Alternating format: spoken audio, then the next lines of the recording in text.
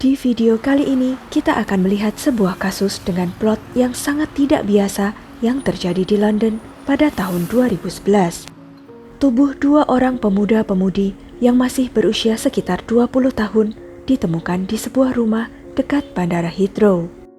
Penyelidik yang terlibat dalam kasus ini menyebutkan bahwa ini adalah salah satu kasus yang paling tidak biasa selama dia bekerja di kepolisian. Bagaimana kisah lengkapnya?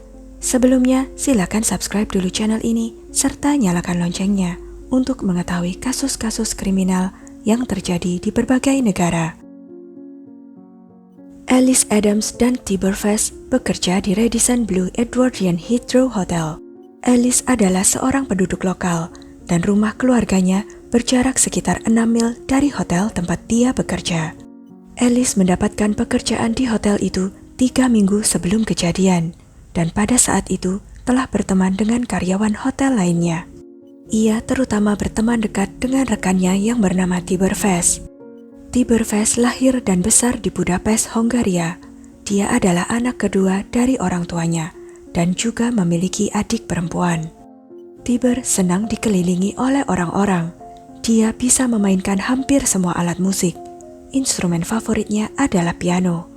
Dia senang mengajari saudara perempuannya Isabella bermain piano, dan mereka akan bernyanyi sambil main piano bersama, sementara orang tua mereka mendengarkan.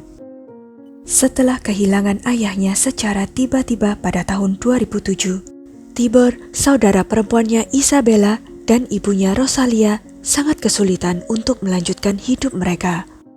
Tibor menghabiskan sebagian besar waktu luangnya dengan saudara perempuannya.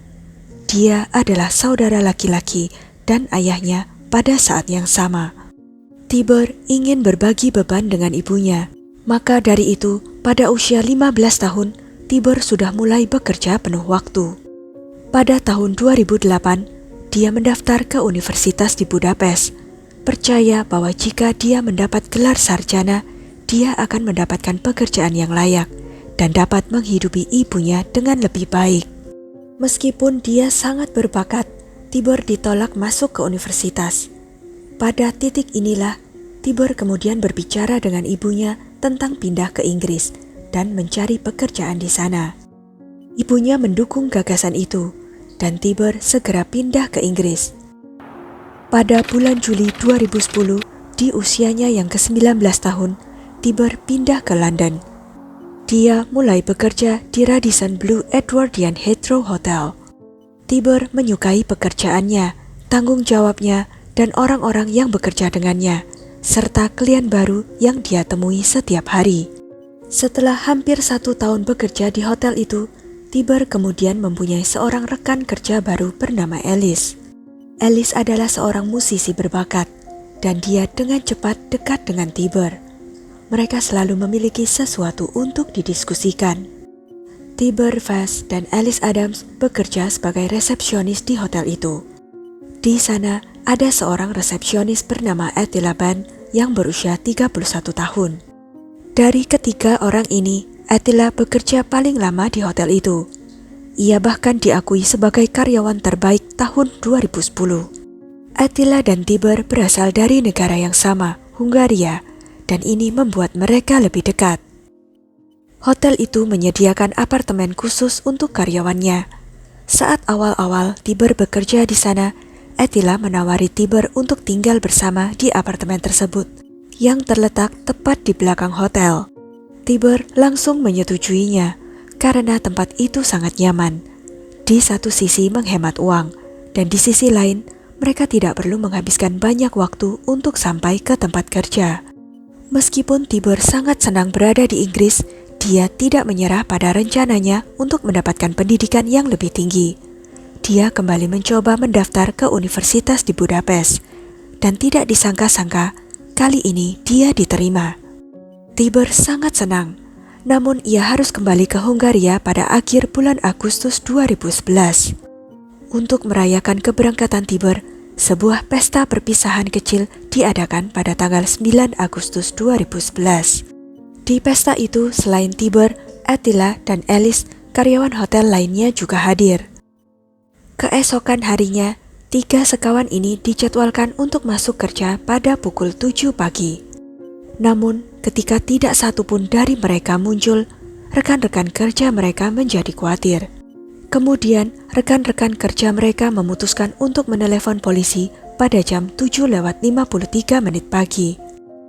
Tak lama setelah itu, polisi tiba di apartemen dan mengetuk pintu. Tapi tidak ada yang membuka, dan terdengar sangat sunyi di dalam. Ternyata pintu tidak terkunci, dan ketika salah satu petugas membukanya, dia melihat pemandangan yang mengerikan. Alice terbaring di lantai ruang tamu, wajahnya ditutupi bantal. Kemudian pemeriksa medis yang melakukan otopsi menghitung bahwa terdapat 22 luka tusuk di tubuhnya. Sementara itu, di tempat tidur dalam kamar tergeletak tubuh telanjang Tiber. Dia meninggal karena 2 luka tusuk yang menembus jantung. Sedangkan Attila tidak dapat ditemukan dimanapun. Rumah apartemen itu kemudian disegel oleh polisi, dan penyelidik serta ahli forensik segera memulai pekerjaan mereka. Saat memeriksa TKP, penyelidik memperhatikan bahwa tempat tidur di mana Tiber terbaring bukanlah tempat saat dia dibunuh, karena area itu terlalu bersih. Pelaku pasti melukainya di tempat lain, kemudian menanggalkan pakaiannya, membersihkannya, dan membaringkannya di tempat tidur itu. Botol-botol alkohol dan beberapa zat ilegal yang tampaknya telah dikonsumsi di pesta itu ditemukan di apartemen. Petugas polisi menggeledah rumah, seluruh area sekitar, dan loteng, tetapi tidak menemukan Attila Ban. Barang-barang pribadinya, termasuk surat-suratnya, masih ada di dalam apartemen. Attila kemudian menjadi tersangka utama, dan sementara para ahli terus bekerja, penyelidik mulai mewawancarai rekan-rekan kerja mereka. Karyawan hotel mengatakan bahwa segera setelah Tiber mendapat pekerjaan di hotel itu, Attila membimbingnya karena mereka berdua berasal dari negara yang sama. Tidak lama kemudian, Attila mengajak Tiber untuk tinggal bersamanya di apartemen belakang hotel. Ia bahkan mengatur jadwal kerjanya agar dia dan Tiber dapat bekerja pada shift yang sama. Tiber muda dan menarik, dan dia tidak kekurangan perhatian wanita. Masalahnya adalah Attila jatuh cinta pada Tiber. Dia tidak merahasiakan fakta bahwa dia hanya tertarik pada hubungan dengan pria. Menurut staf hotel, Tiber mengabaikan rayuan Attila, yang membuat Attila tidak bahagia. 3 minggu sebelum kematiannya, Alice mulai bekerja di hotel itu, dan Tiber mulai menaruh perhatian padanya, yang tentu saja membuat Attila tidak senang karena cemburu. Meskipun sebenarnya dia tahu bahwa Tiber hanya tertarik pada wanita.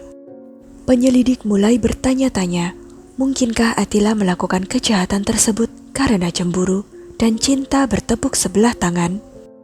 Ternyata, bahkan sebelum polisi menemukan mayat Tiber dan Alice, Attila telah memposting pesan yang tidak menyenangkan di halaman Facebooknya.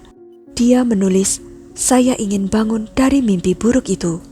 Tulisan ini diposting pada tanggal 10 Agustus jam 6:23 pagi, dan beberapa teman menuliskan komentar prihatin yang tidak mendapatkan tanggapan. Pesan tersebut semakin meyakinkan penyelidik bahwa Attila Ban terlibat dalam kematian rekan-rekannya. Hal ini juga ditunjukkan dengan banyaknya luka Alice yang ditikam sebanyak 22 kali dan Tiber hanya 2 kali. Sebagai tambahan, Alice terbaring di lantai dengan bantal di wajahnya, sementara Tiber terbaring di tempat tidur dengan rapi. Penyelidik kemudian mewawancarai karyawan lain yang hadir pada pesta perpisahan malam itu.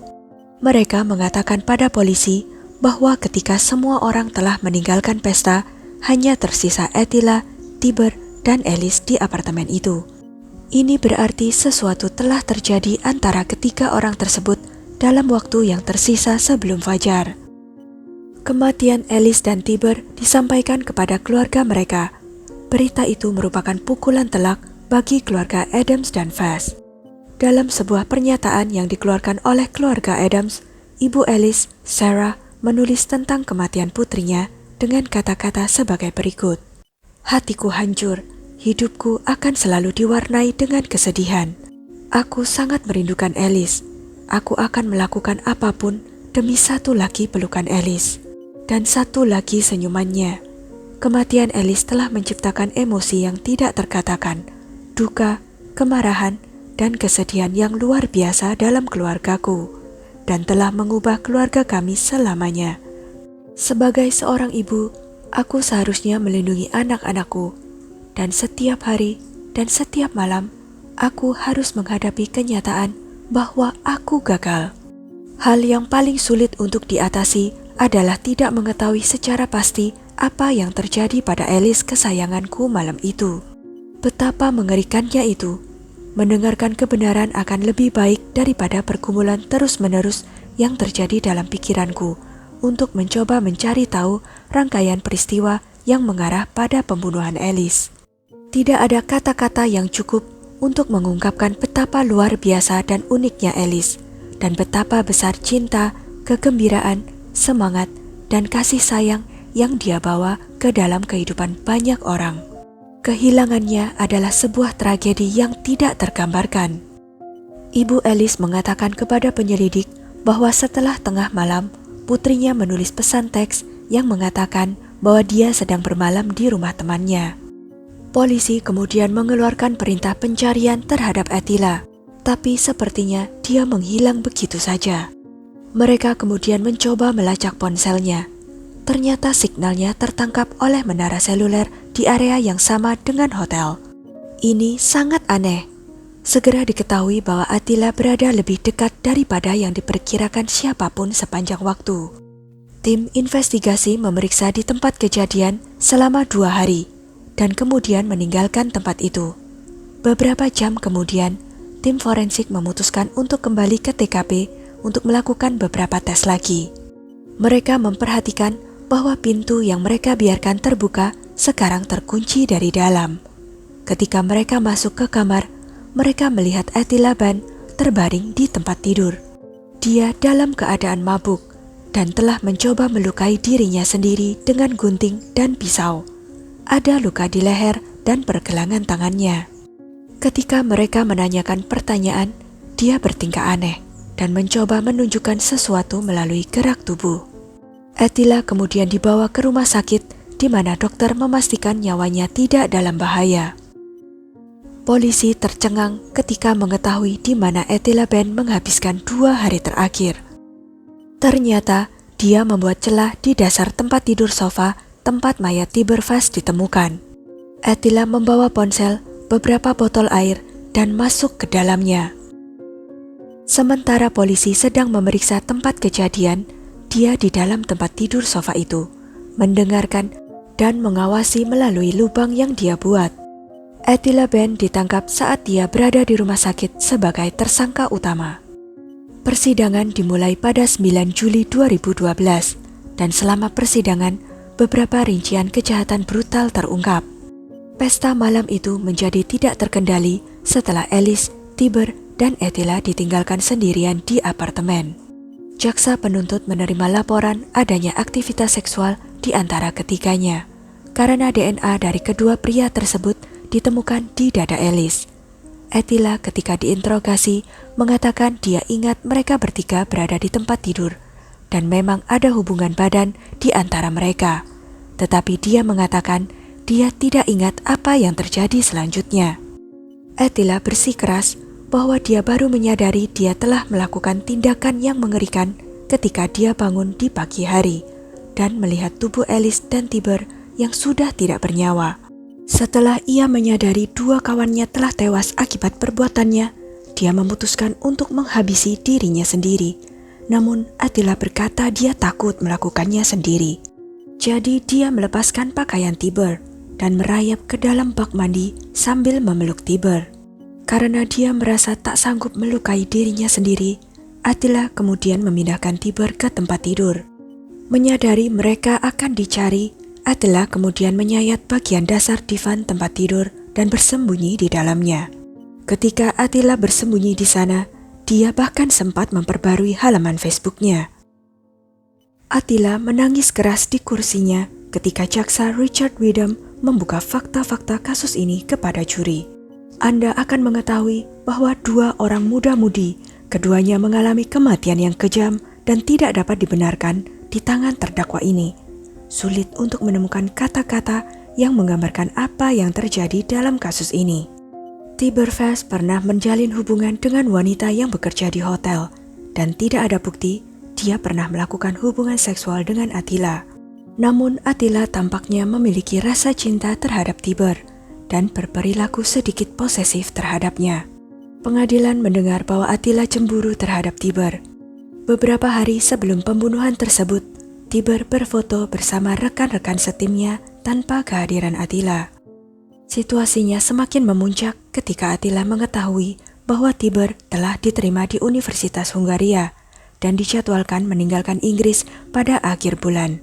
Yang terakhir, ditambah dengan Attila semakin cemburu ketika melihat Tiber berciuman dengan Alice.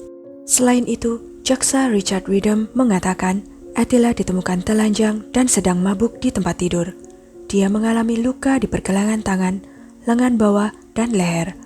Menjadi jelas bahwa dia bersembunyi di dasar divan di tempat tidur ganda. Dia pasti ada di sana selama kehadiran ahli patologi, pemindahan jenazah, dan pemeriksaan tempat kejadian oleh pemeriksa. Setelah kasus ini ditutup, Inspektur Detektif John Finch mengatakan di luar pengadilan bahwa polisi tidak lalai karena tidak melihat ke bawah tempat tidur. Ia mengatakan, "Saya telah melihat kembali hal ini beberapa kali. Itu adalah hal yang aneh dan ganjil bagi seseorang untuk melakukannya." Dia juga menambahkan, pemeriksa TKP akan kehilangan bukti forensik yang penting jika mereka mengangkat tempat tidur untuk mencari orang-orang yang tidak ada di sana. Ibu Tiber, Rosalia, memberikan pernyataannya. Ia mengatakan, ketika masih kecil, Tiber tertarik pada musik dan seni, memperbaiki gadget, dan berlatih trik gaya bebas dengan sepeda BMX-nya. Dia selalu inovatif dan senang bereksperimen dengan komputer, membuat speaker stereo dari karton dan kabel tua. Dia memiliki minat pada fotografi dan menghabiskan gaji pertamanya untuk kamera profesional. Tiber selalu ramah, membantu, suportif, mudah didekati, mudah bergaul, dan dapat dipercaya. Dia punya banyak teman di Hungaria dan Inggris. Pada tanggal 11 Agustus, saya mengetahui bahwa ada 2 anak berusia 20 tahun yang lugu, putra saya Tiber dan temannya Alice dibunuh. Saya mengetahui bahwa nyawa mereka telah diambil oleh teman Tiber. Mustahil dan menyedihkan untuk mempercayai hal seperti ini terjadi. Sebelumnya, saya merasa terhibur mengetahui bahwa Tiber menemukan seorang teman baik di London yang dewasa, ramah, dan cerdas. Temannya berjanji kepada saya secara pribadi untuk menjaga putra saya dan tidak membiarkan apapun terjadi. Saya mempercayainya dan menganggapnya sebagai salah satu dari keluarga saya. Itulah alasan lain mengapa berita tentang pembunuhan putra saya begitu menghancurkan. Selama penyelidikan polisi dan persidangan, saya harus menghidupkan kembali kengerian malam itu yang hanya menambah kesedihan saya. Tidak ada kata-kata untuk menggambarkan penderitaan dan kehilangan yang keluarga kami alami selama sisa hidup kami. Attila Ben mengaku bersalah, tetapi mengatakan dia tidak dapat mengingat detail malam yang mengerikan itu. Pada tanggal 18 Juli 2012, setelah hanya 5 jam pertimbangan, juri memutuskan Attila Ben yang saat itu berusia 32 tahun bersalah.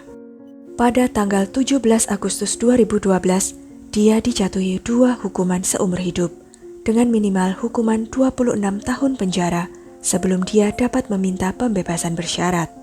Sekian kisah kali ini. Jangan lupa untuk klik like, share, subscribe, dan komen ya pendapat kalian. Sampai jumpa lagi di video-video selanjutnya.